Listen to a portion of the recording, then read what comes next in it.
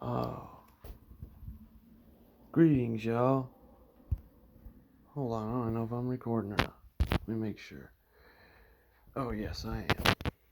Greetings in the name of Jesus Christ, Yahushua HaMashiach, Jesus Christ, Yeshua Messiah. Greetings in the name of Him and the Father, Yahweh, and of course, Jesus Christ, the only begotten of the Father. You can hear Josh thunder and lightning out here where I'm at, then count it a blessing because you might hear it. But we're going to talk about coral gardens today.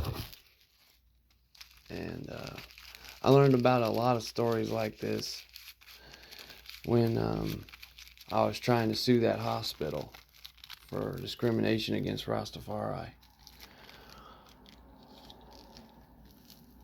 So most people probably don't really know about a lot of this stuff, where some of the early circles of Rastafari in Jamaica and Europe and New York were actually persecuted. And even the members of Israel Vibration have a story about this persecution because they were involved with some of it too. But for example, Israel Vibration's story is that they were, because they, proclaimed and declared their faith as Rastafari, and they were coming from what's it called, an orphanage. They were orphans, right? So they were orphans. They were probably 15, 16 to 17 years old when they started making music together, sitting in the woods. Just youngsters, orphans, and they had, I forgot the name of their disease, but they have to walk around with canes. Maybe it's paraplegic, or I can't remember exactly what it is. But they got to walk around with canes because they can't walk very good, right? Well, they put them in a mental institution, inpatient, insane asylum style setting because of their declaration of their faith of Rastafari and what they believed about Jesus Christ and Haile Selassie and prophecy and so on.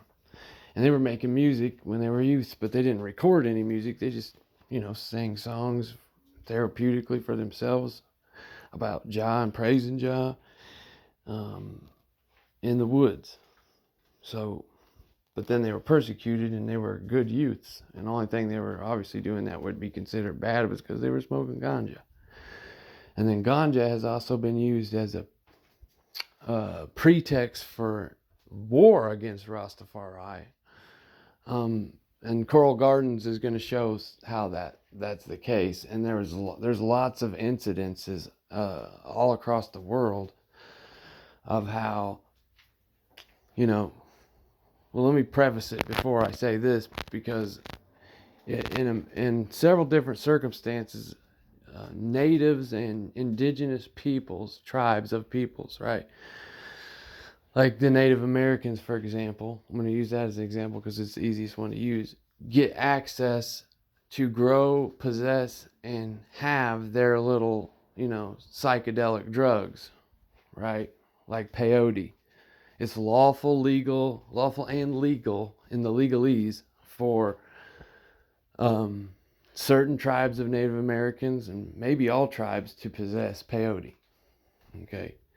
And peyote is a very, very powerful hallucinogen that contains a substance called mescaline in it. Right? That's as powerful as far as the weight of the experience.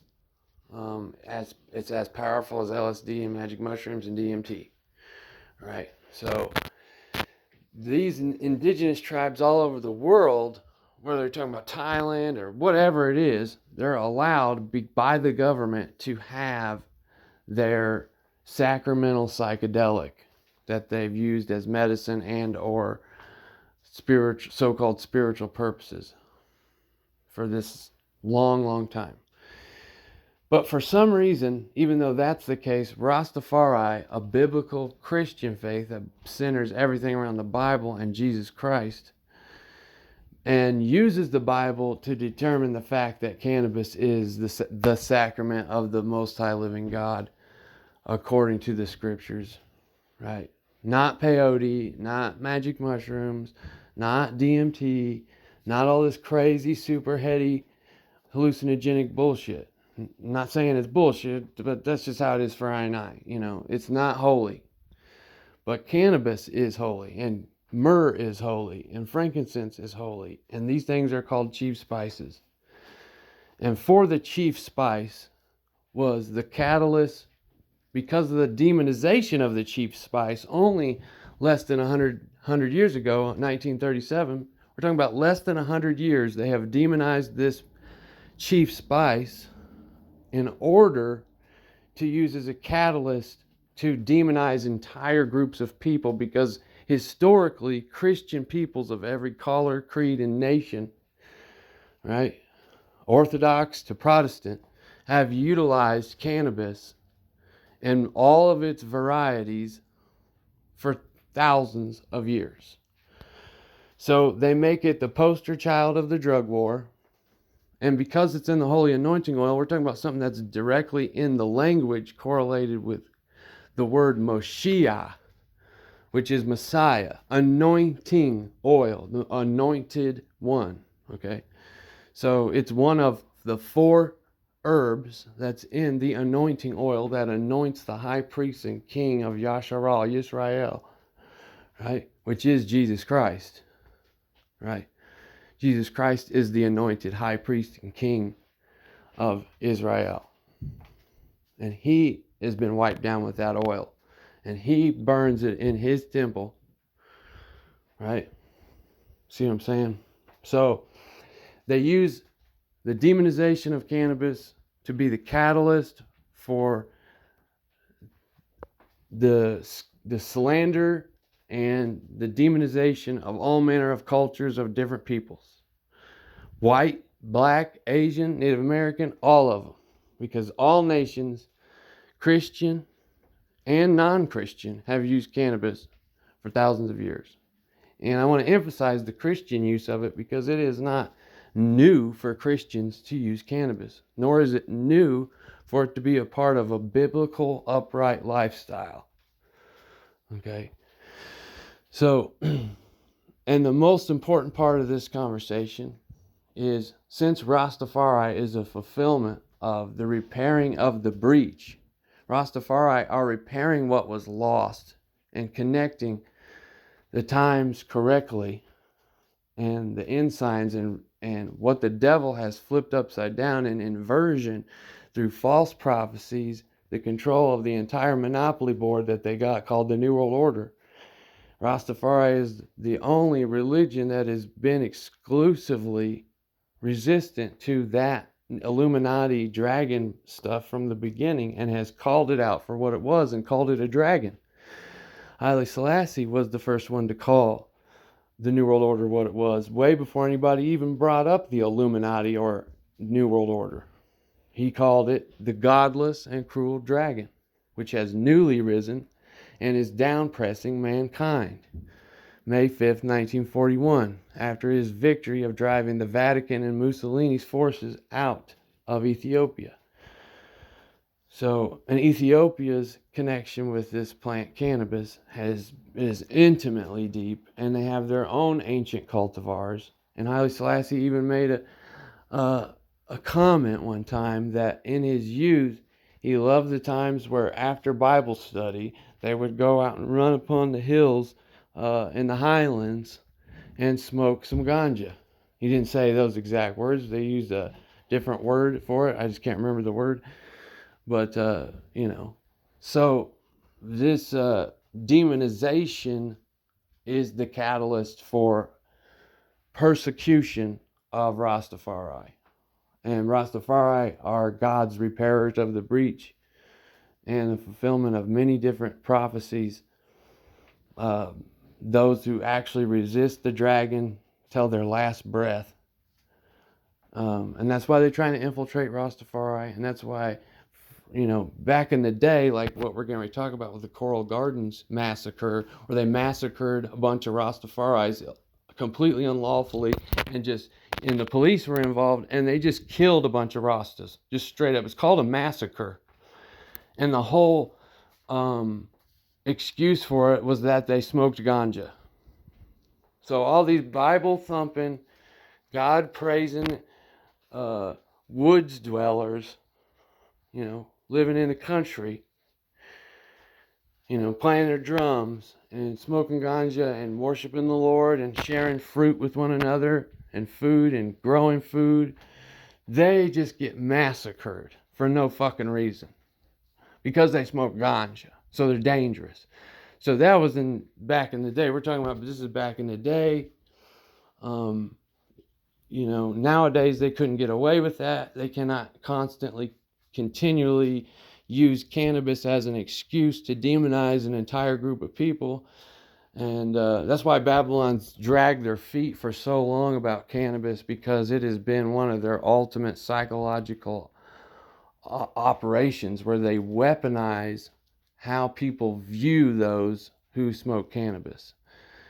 And it's affected us till this day, where if you smoke ganja and your eyes are red, then people assume that you're just, a bum, or you're wicked, or you God knows what. You're up to something shady. And so that's a direct inversion on our culture, that the way it used to be. Used to mean you were thinking deeply, and you were, you're being sincere, and you're meditating upon what God would want you to do. And, that's the real message there, because it's for the prayer closet, depending on the strain. So the persecution of Rastafari has happened worldwide. They put us in insane asylums, just like I said about Israel Vibration, for just what we believe. And not even, they throw ganja in with it too. But like I said, they were putting Israel Vibration boys in the psych ward because they believed what they believed about Haile Selassie and Jesus Christ. Is that worthy of putting somebody in the psych ward over? I mean, that's the level of persecution we're talking about. And even Rastas, in places where cannabis is legal now, it was definitely a blessing, even though legalization is a total mess. And it's just because the politicians don't listen. In California, for example, the politicians didn't listen to the growers. They did the opposite of what the growers said, because a lot of these growers were Rastas, And so, of course, they're not going to listen to the Rastas, because what the Rastas bring to the table is positivity. And just like Von Benjamin said, the lack of Rastafari, it's not a verbatim quote, but the lack of Rastafari and suppression of Rastafari is directly connected to the delinquency of the youth. Okay? Because the youth aren't flocking to cheesy church music. They're not flocking to cheesy church, period. What catches the youth ear is this bad boy bullshit they put on the radio and all this gangster shit. Well, the only thing that can even come close to catching the youth's ear when they've been put under the spell of Babylonian mysticism, gangster rap, and all this Babylon mystery religion, fake Christian church music too, which is pushing a gangster Christian rap and all this like mixing of what is good and evil all over the place. Well, the only thing that can catch those youth's ear and actually get them on the right path of what's straight and narrow, not turning to the left nor the right, is reggae Rastafari. That's the only thing getting the works done, producing the fruit in the youth. All this, think about all the works that this reggae music has done for the turning of the youth's ear and hearts to the Lord. And I'm not talking about, some arbitrary mix-up about Christianity. I'm talking about to the Lord Jesus Christ, to the scriptures, to the truth. And, and into Haile Selassie's teach.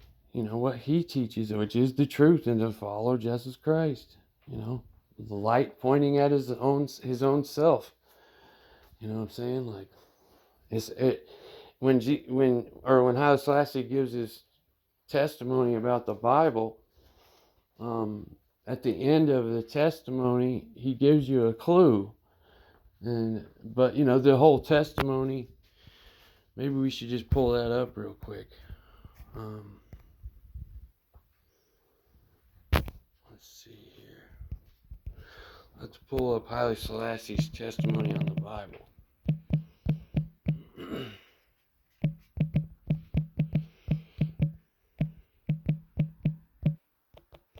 I used to have this memorized, but I don't right now. Haile Selassie's testimony on the Bible.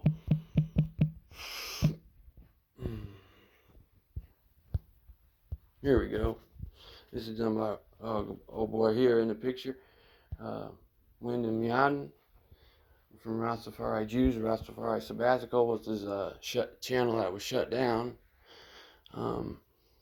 He's been doing the works for 20 plus years, I think. If you're going to donate to any Rastafari ministry, it should be him, because you couldn't. Especially if you're new to the faith, you couldn't go to a better place for the foundation of truth. It's lojsociety.org. Go to his website. Anyways, here's Haile Selassie's testimony on the Holy Bible.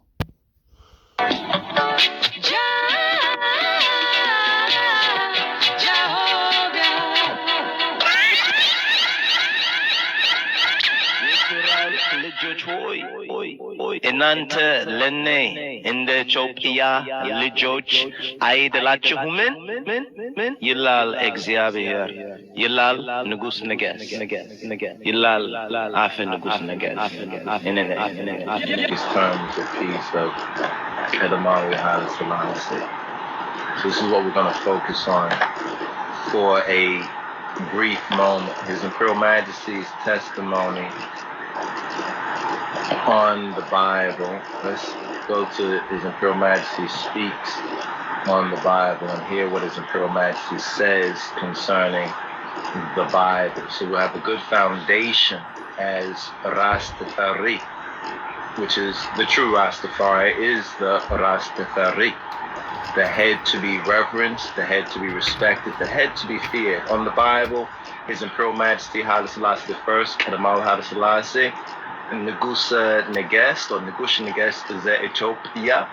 He says, we in Ethiopia have one of the oldest versions of the Bible, but however old the version may be, in whatever language it might be written, the word remains one and the same.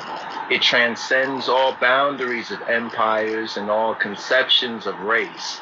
It is eternal. No doubt, you all remember reading in the Acts of the Apostles of how Philip baptized the Ethiopian official. He is the first Ethiopian on record to have followed Christ. And from that day onwards, the word of God has continued to grow in the hearts of Ethiopians. And I might say for myself that from early childhood, I was taught to appreciate the Bible, and my love for it increased. From early childhood, he was taught to love the Bible. Okay, so here we go. I'm going to play the whole testimony, and then we're going to get into Coral Gardens. So you have the ensign of the Lion of Judah, which is prophesied in the book of Isaiah. It's in Revelation. Okay, it's in lots of different texts, but those are the strongest two that are just like undeniable. And then you got the book of Esdras. Actually, that would be the third witness of the fact that this is legit. The actual ensign of the Most High Living God in our time of confusion, and where the New World Order dragon system has changed time, seasons, and laws, moved the boundaries and borders of the tribes of men, aka changed the maps, which is against the Torah, by the way. They have set us up for this grand delusion, and the only witness and ensign that we will get in this last days is the ensign and witness of the Lion of Judah, who loosed the book and opened the seals thereof. And how did we get the book of Enoch and all the other crucial texts like the book of Enoch and Esdras and Jasher and Jubilees, and so many texts that reveal what the prudent had hidden from the children, right? So that book was loosed, okay? The seals have begun to be loosed because we have had the ensign of the Lion of Judah. That is what it's for. It is the last token and witness of what was and what is supposed to be according to Christ's kingdom, and how the dragon has taken over times, seasons, and laws as spoken of in the book of Daniel. That's what the last system would do, is seek to change the times, seasons, and laws, plainly prophesied by the book of Daniel. Okay, so we have this last ensign and token and witness of the fact that there is something that has been hidden by the dragon, and that's where you enter the door to understand all of this information, is through the ensign of Haile-Selassie, the first conquering line of the tribe of Judah, the root of David that hath prevailed to open the book and loose the seals thereof. Revelation 5:5, double grace for those who see it for what it is. 5:5 is double grace. Okay. So you also are given the double grace because it means you have double the amount of time to prepare, because as soon as you see it, you know it's what time it is, right? Because we're talking about 30 is the coronation. So, if the dragon's end of power is like relatively now, 400 years it's had, a little season it was loosed, a short little season, okay? You can start to see the heavy brevity and, the hardcoreness of what it is to be Rastafari, and for you to be called to be Rastafari in Jesus Christ. Means you were picked to be a warrior against the dragon in this time of power, with a fierce zeal for the Most High and His Son, and fierce zeal against the enemy of His Son, which is this entire system, and Satan himself, who runs this entire system. The weight of what it is to be Rastafari is heavy, and that's why we don't want no boo-boo and baba coming around here with their bullshit, babbling like a baby, boo-boo and baba, Babylon, with their lies and their infiltration of our faith, trying to come in and say the Bible is irrelevant and blah blah blah, and that we shouldn't be reading the Bible. Well, that's a bunch of horse shit, and it's not Rastafari at all, and it's basically gaslighting an entire generation of youth away from the truth of Rastafari. That's why they have to do this infiltration, because we, according to rumors that have been said, and maybe hearsay, but I wouldn't doubt it's true because I haven't found the citation on it, but I think it has to do with the CIA agent that killed Bob Marley. That Rastafari is the single most greatest threat to the New World Order dragon system. And they might not have said dragon, but they said New World Order for sure. That's the what I hear through the grapevine sort of thing, you know what I mean? But help me find the quote on it. I can't find it, but I haven't dug very hard either. Point being is that's pretty obvious even without that statement having legitimacy of coming out. So the weight of our faith is heavy, and we can't let it be watered down and turned into this like cliche of a stock photo of what Rastas are, like this happy-go-lucky islander shit, which is great in its own sense and has its place, but that's not what Rastafari actually is at the core. What it is at the core is the true Christianity, because we have no denomination, we have no centralized church telling us, controlling us, and etc., and doing something with a bunch of money and all this money business. The weight of our faith is crucial, and it's also the hardest, because you know, we, like seers, we can see what's going on clearly, and we feel the pressure of going ahead and making the hard choices, of saying no to all this stuff. Eventually, for me, saying no to ever having a phone, period, and doing the extra work it takes to keep your anonymity and your freedom intact and your sovereignty, because sovereignty is part of our faith. It's part of the Christian faith. So, anyways, we'll get back to. I just want to interject that because it's like, I think people. Wyndham has been on fire lately about this exact topic, but the fact that people are not aware fully of the heaviness of what this is. It's not an accident. Rastafari is not just some like weird accident that happens to coincidentally line up with some of these Christian things. It is the actual prophecy. It is the actual timeline.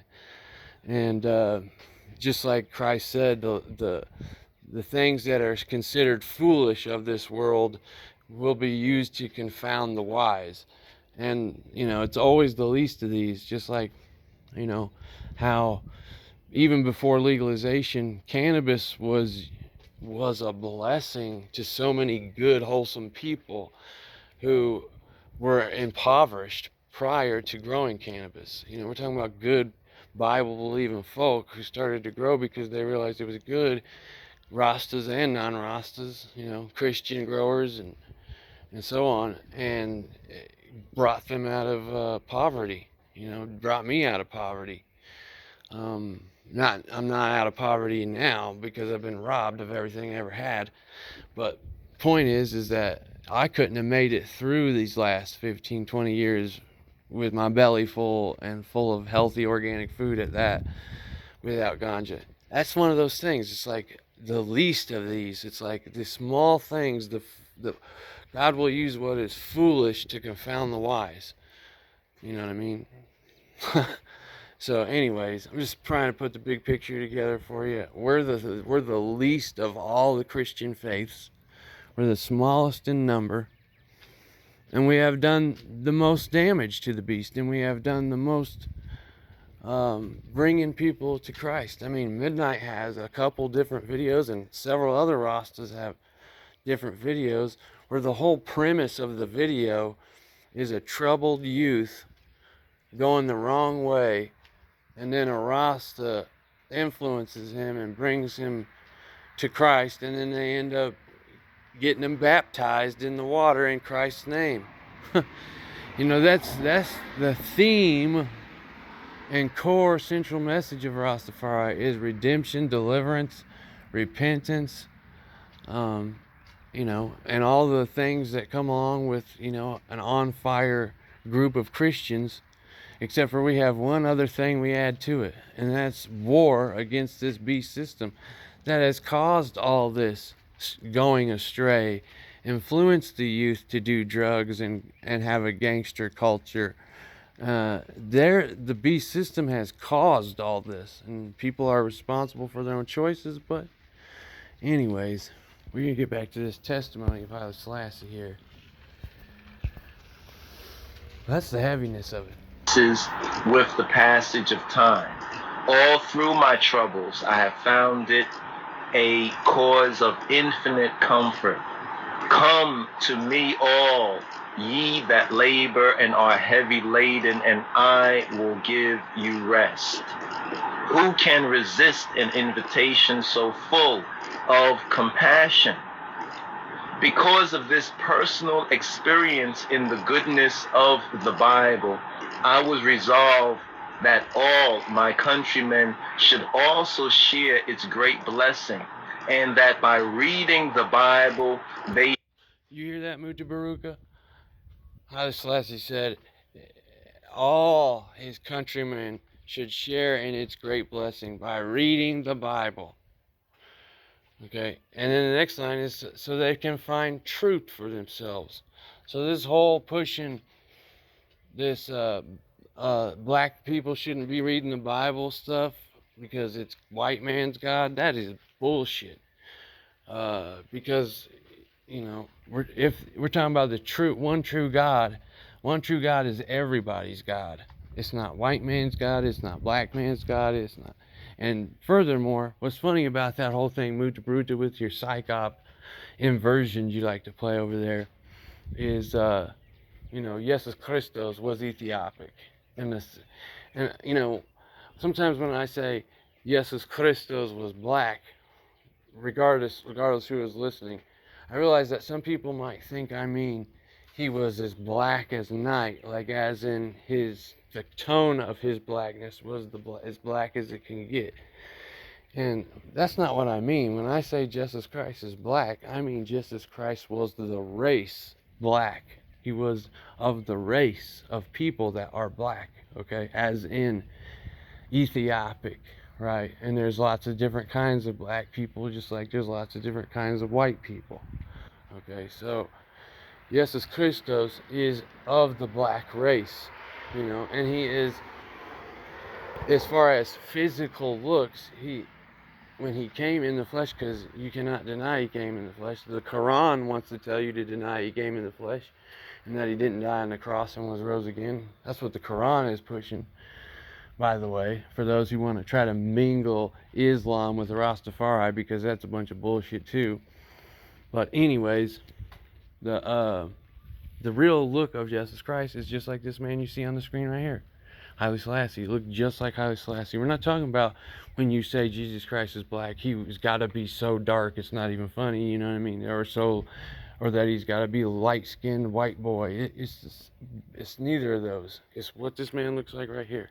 He's the race black, and he looked like Haile Selassie with this fro hair like wool, right? Skin that was burnt like bronze in a furnace, right? Red eyes from smoking ganja and meditation and prayer. Yeah, you know what I'm saying. Okay, so we get back to it. So his countrymen, black folks, will find truth in the scriptures for themselves. Should find truth for themselves. Therefore, I caused a new translation to be made from our... And there it is. Therefore, Haile Selassie says, therefore I cause a new translation to be made from our ancient Bible. I'm paraphrasing. We're talking about a 3,000-year-old Bible, the oldest Bible on earth. The translation being made from the ancient Ethiopic Ge'ez into the modern Ethiopic Amharic, which can thus be translated, or therefore be translated into English for the Gentile nations. The book that was sealed and was loosed thereof, that reveals the things that were hidden from the children in the book of Enoch and other books, was revealed through the ensign that was promised by Jah himself, the Lion of Judah. The ensign, the second shoot of the stump of Jesse. Jesus Christ was the first shoot that came from the stump of Jesse. And he said he will stretch forth his hand again a second time and bring forth a second shoot. Okay? That's the second shoot, Lion of Judah, right? The ensign. Okay? So he's the actual literal ensign for this end times, right? And he's the one that translates this ancient Bible so you can have the things that Satan hid from you through taking things out of the Bible, including the book of Esdras, which warns us about this double-headed eagle, which is a worldwide Roman-powered system, which is also America, okay? And several other branches, right? That downpresses the poor of his people. Who rebukes that eagle in the book of Esdras? The lion that was stirred out of the forest or stirred out of the jungle to rebuke the eagle. Okay, so this is all coming together for you, I hope, because it's all there, all right? And Haile Selassie is giving this testimony on the Bible that is better than any testimony on the Bible I've ever heard in my life, and it is the concrete, unshakable truth about what you should what you should believe and what you ought to believe about the scriptures, especially if you call yourself Christian and you call yourself Rasta, Rastafari. Or ancient language into the language which the old and the young understood and spoke. Today, man sees all his hopes and aspirations crumbling before him. He is perplexed and knows not whither he is drifting. But he must realize that the Bible is his refuge. Let's go back through that, okay? Text and spoke. Today, man sees all his hopes and aspirations crumbling before him. He is perplexed, and he knows not whither he is drifting. But man must realize that the Bible is his refuge and the rallying point for all mankind or humanity. Okay? I mean, if you're the ensign promised by the living God, right? Not only, as far as I am concerned, are you actually Jesus Christ as the ensign, right? As the Lion of the tribe of Judah, literally, okay? Some people might not believe that, and that's fine. But even if he's not, let's say, we're talking about the ensign on the great seat, the throne of David, that has many promises attached to it through David's bloodline, right? Even if it's just that and it's just a prophet, it is still the biblical ensign promised to us, all Christians, at this time. We're talking about the dragon's power. We're in confusion. We're in downpression. The mark of the beast is getting ready to set off the end times. Okay, this is the ensign. Regardless of what you believe about Haile Selassie, he is the ensign given through the book of Isaiah, through the book of Revelation chapter 5. Okay, and he's telling you that man is perplexed and knows not whither he is drifting, right? And he sees all his hopes and aspirations crumbling before him. That's what he's saying about mankind. I don't know what the date of this testimony is, but it's, it's well over 50 years old, okay? So, man's perplexed and knows not whither he's drifting. His hopes and aspirations are crumbling before him. And then it's the but. But he must realize that the Bible is his refuge and rallying point for all mankind. In it, he will find direction for his present difficulties and guidance for his current action.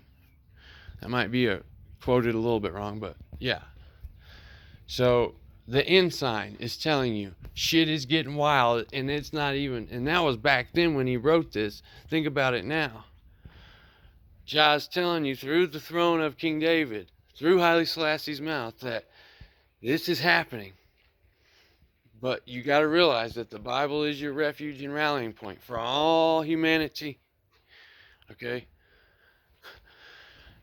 We'll keep going. And sees all his hopes and aspirations crumbling before him. He is perplexed and knows not whither he is drifting. But he must realize that the Bible is his refuge and the rallying point for all humanity.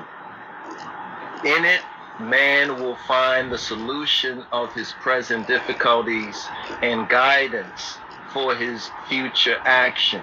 And unless he accepts with clear conscience the Bible and its great message, he cannot hope for salvation.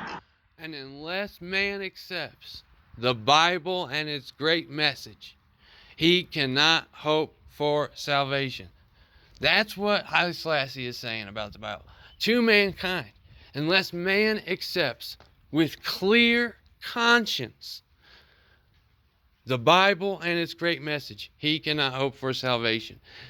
The ensign promised by Jah himself through the book of Isaiah, through the book of Daniel, through the book of Revelation, through the book of Esdras, the Lion of Judah is given the last witness and ensign to all mankind to rally around the scriptures, to put his trust in Jah through the scriptures, right?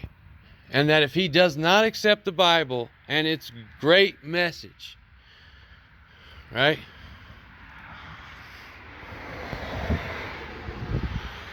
With a clear conscience, he cannot hope for salvation. And then the last line of this speech is, as for my part, he's talking about himself. As for my part, I glory in the Bible. So the ensign himself is telling you who he is. As for my part, I glory in the Bible. The king, priest, in the order of Melchizedek, on David's throne, okay? Jesus Christos in his kingly character and his new name, or whatever you think it is. But in the order of Melchizedek, the witness and ensign promised by the scriptures that we would have this ensign for this end times. And just like all the other examples in the Bible and the scriptures, these things God gives and shows signs of. Everybody loves to ignore them. Everybody loves to not take heed to them. People don't want to do the hard things that are going to come because of the hard choices that have to be made. People don't want to do the things that it's going to take to survive. Not just live spiritually correct, but just to survive in the flesh. People will not want to do the hard things that it's going to take to survive. And Haile Selassie has given us a plain warning that is of the Lord himself directly, a completely public message to all mankind through the Lion of the tribe of Judah. And here we have him saying at the end, the Bible and its great message. You know, don't reject it. Have it with clear conscience. And as for my own part, as for Haile Selassie's part, he says, I glory in the Bible. I glory in the Bible. He's telling you who he is. He glories in the Bible. He's the Lion of Judah. Okay? So then we go to this Coral Gardens massacre. So you have the ensign, you have our faith. You can join my free WhatsApp group. The renewed, repairing the breach, right? What Rastafari really is in prophecy, and according to how we are going to help lead the Christians out of Babylon through the second Exodus, through agriculture, through natural living, through real restorative health, and by eating clean according to the scriptures and according to nature. All organic. You know, if you're going to eat organic beef, it better be, grass-fed, raised the old world way. That's how it's going to have to be. Rastas have been saying this the whole time. ITAL. You have to have ITAL food, which means in its organic, untouched state. Stop poisoning our food. You see what I'm saying? Rastas have been saying all these things this whole time, led the way. We're the ones that have been saying all this stuff about cannabis. We're about curing cancer and all this. We're the ones that have said all these things, eating natural, living off the land. And now people are following suit. When we've been saying it for over 100 years. And we don't even get credit for it. You know what I mean? Coral Gardens Massacre, they massacred a bunch of different Rastas with guns and blades. Refers to a series of events that occurred in Jamaica from April 11 to 13, 1963. The real repairs Following a of the violent breach altercation at a gas station in persecuted. Montego Bay, Jamaican police and military forces detained Rastafarians throughout Jamaica, killing and torturing many. Exact numbers are not available, but estimates place the number of detained individuals as high as 150. Welcome back to Elite Jamaica, 150 the place you Rastas come murdered. to learn about Jamaica and Jamaicans. If your first time joining me here, consider subscribing to the channel by clicking that red subscribe button. And do remember to turn on notifications by clicking that bell icon so you never miss any of my updates. I'm on the mission. A mission. Today is the day. The years prior to the Coral Gardens incident, we saw the building of tensions between the Rastafarian community and the British colonial government in Jamaica. In 1958, British police engaged in several arrests and evictions of Rastafarians, often bringing to bear charges for the possession of cannabis, which is used as a Rastafarian religious sacrament. Several of these incidences resulted in police killings of Rastafarians, and some of those arrested were reportedly never seen again.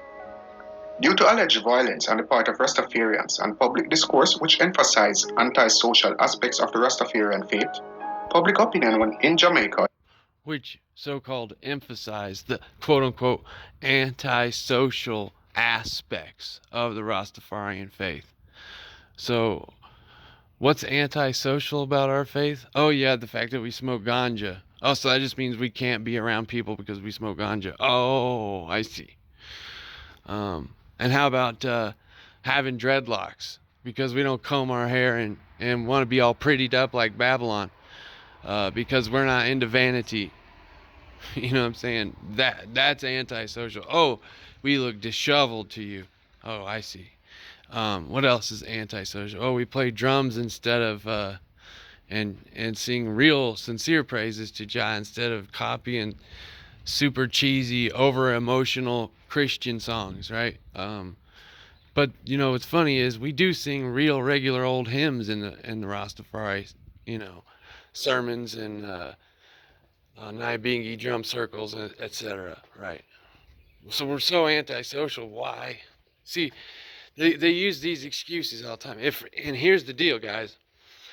If Rastas start towing the line and where they're trying to infiltrate our faith, the groups of Rastas that are among the infiltration, if they start going along with, like, say, for example, Jay-Z comes in to a group of different Rasta musicians. Let's say, I'm gonna pick a handful. Let's say he wants to tempt Jesse Royal, Albarosi, and how about Ron Benjamin, for example, and Desiree. Let's say those four, which are super hardcore, awesome brothers and sisters, right?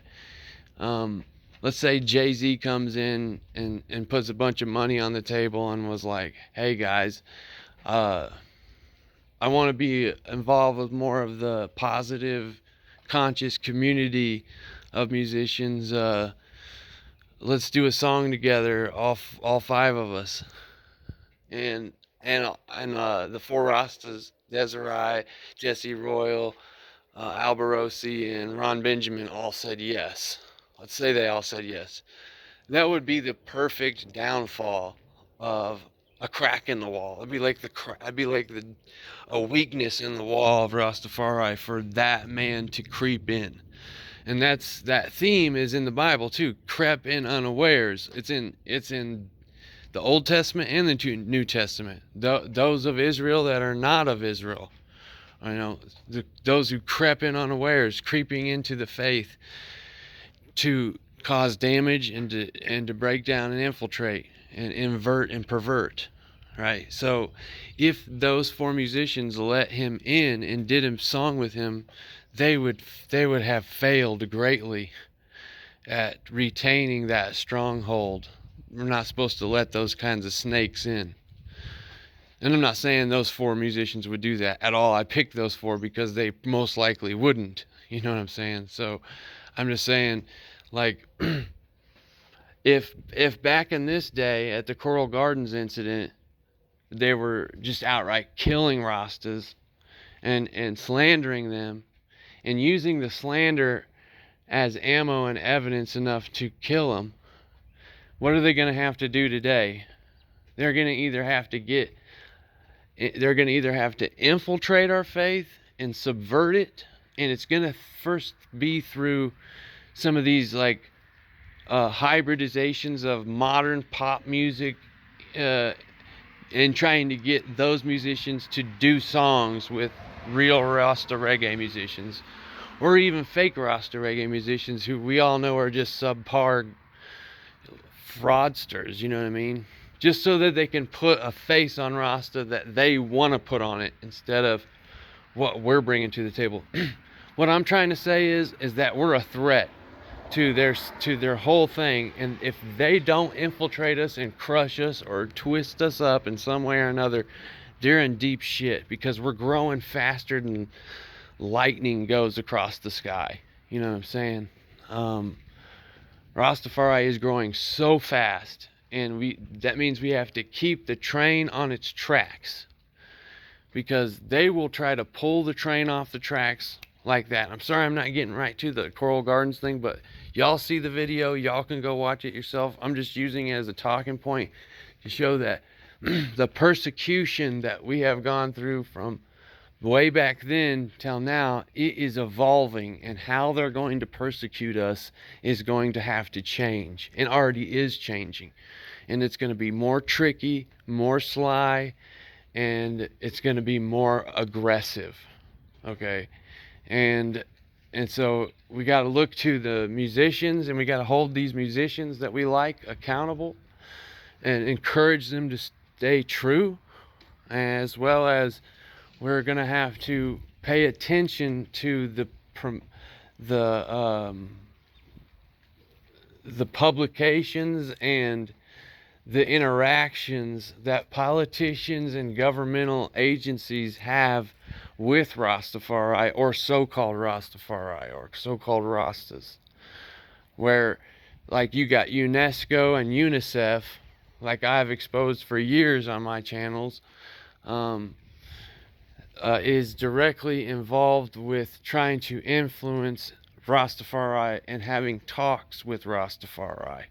Because if the Rastafari are getting loud and growing, and then our voice is actually making a difference, and we're straight up calling out the head of the beast and the head of the snake and trying to cut its head off, like say for example one of the heads of the snake being the World Economic Forum, where Rastas are just openly against it, and our music is being listened to by millions of people, and in those songs we openly expose and show that we're against the World Economic Forum and all those boys, and it's popular. See what I'm saying? Like, if 20 million viewers, Rastas and non-Rastas and Christians and all different kinds of people, 20 million views, hit and watch a song that's just popping, that's all about taking down the World Economic Forum, not through violence but through righteousness, right? And the principles that it stands for, that's a serious problem for the New World Order boys. And that's why at the top of the list for the World Economic Forum's agenda, it was increasing their quality of trust between us and the elite. Because they want us to trust them. They want us to trust the elite and the oligarchical rulers that have empowered themselves and were not voted in to rule our lives. They want us to be cool with them. So they can't be having stuff like Rastafari reggae coming out and exposing their fucking punk asses for what they are, a bunch of devils.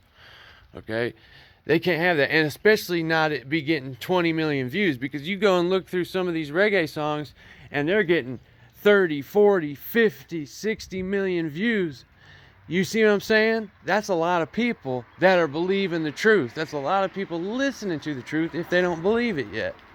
So it makes a difference what you guys do out here. It makes a difference when you share a video. It makes a difference when you make a video. It makes it every time you make a video. This is what I've noticed over 7-ish years of making YouTube videos, being censored beyond belief. First channel I was getting thousands of views on. First channel was completely wiped out, had over 800 videos or something like that. And a lot of it was my own music and my own artwork that I made improv style, like on the spot. and they just jacked it all. And I was, you know, I had a couple videos that were upwards of 6,000, 7,000, 8,000, you know, but I was a baby channel. I was a small channel, so I know those aren't big numbers, but for me they were big numbers because I was like, you know, small little guy. And I was invited onto people's channels to talk and stuff, and then those videos would get deleted. I was invited onto this military guy's channel named Jonathan Picone, and we talked about some hardcore stuff on there over the phone, and he had a way bigger channel than me. And before you know it, that video that him and I recorded was gone because I think the military boys that he used to be under told him to take it down. And then, you know, fuck. I mean, I had to go through the wild time of censorship when censorship started to become really hardcore. I was on YouTube before that, like when it was still free and open. And then bam. But see, that's my point is that every time you make a video and you say some stuff that's real, it changes the algorithm. You know what I'm saying? You know, it changes the way the AI deals with it. Because it's like, and see, Rastas can make a big difference in this way because we can hit the youth and the culture in a way that nobody else can because of our music and because of our style and because of ganja and all these things. And Babylon's system doesn't know how to deal with it. They're either going to have to poison every one of us, or they're going to have to usurp us and infiltrate us. See, this is what I'm saying, the brevity of our faith. It makes a big difference because Rastafari as a whole is the only Christian faith and music and culture all wrapped up into one that inherently and of itself has been anti-Illuminati, anti-New World Order, and anti-politician from the get-go, and it was birthed in that, right? As in, from the beginning, we've been saying, don't trust these politicians. Doesn't matter who they are, left or right. They're all devils. So, if you think that our faith is not a threat, then you need to snap out of it because it's going to get serious real quick, and it's getting serious real quick. They're doing this digital identification stuff right now. That's the mark of the beast. And it doesn't have to be injected into your hand for it to be real.